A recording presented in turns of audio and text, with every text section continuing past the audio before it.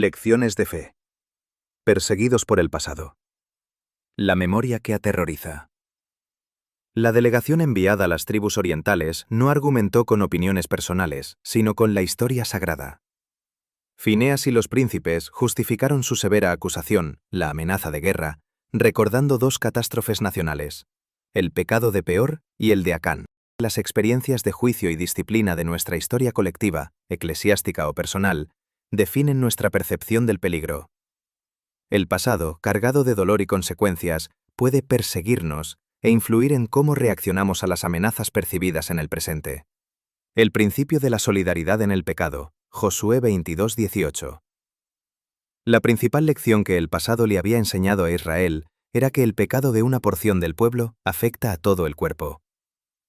El miedo del contagio.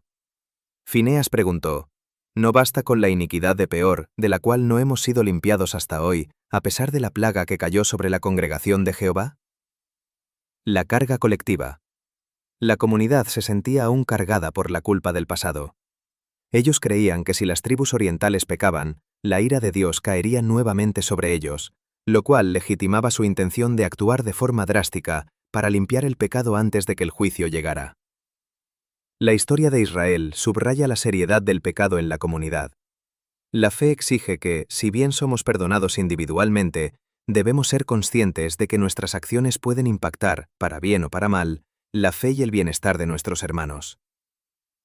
El fantasma de la apostasía.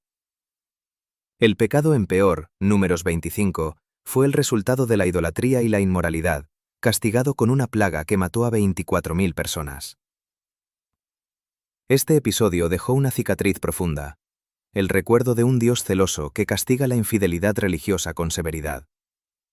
La acusación de idolatría. Cuando las tribus occidentales vieron el altar en el Jordán, no vieron un testimonio, vieron un segundo Peor, un acto de idolatría que requería una respuesta inmediata y violenta para detener la plaga que temían que viniera. El fantasma de la maldición. El pecado de Acán, Josué 22:20. Fineas también trajo a colación el pecado de Acán en Jericó, Josué 7, quien tomó del anatema, objetos consagrados, y por su culpa, toda la congregación sufrió una derrota en Ai, y Acán fue ejecutado. La advertencia de la ira divina. Este incidente probó que el pecado oculto de un solo hombre podía detener la bendición de Dios y acarrear la derrota y la muerte sobre toda la nación. La justificación de la guerra. El pasado de Acán les dijo que no podían permitirse dejar pasar la supuesta rebelión del altar, porque eso significaba la ruina de todos. Debemos aprender del pasado, la seriedad del pecado y el celo de Dios. Sin embargo, también debemos aprender a no dejar que el temor pasado ciegue nuestro juicio presente. El celo por la verdad no debe desplazar la gracia o la presunción de la inocencia. El pasado de la Iglesia está lleno de fallas, pero también de la gracia de Dios. Debemos recordar las lecciones de la disciplina para evitar el pecado, pero no debemos permitir que esos recuerdos nos conviertan en fiscales perpetuos de nuestros hermanos.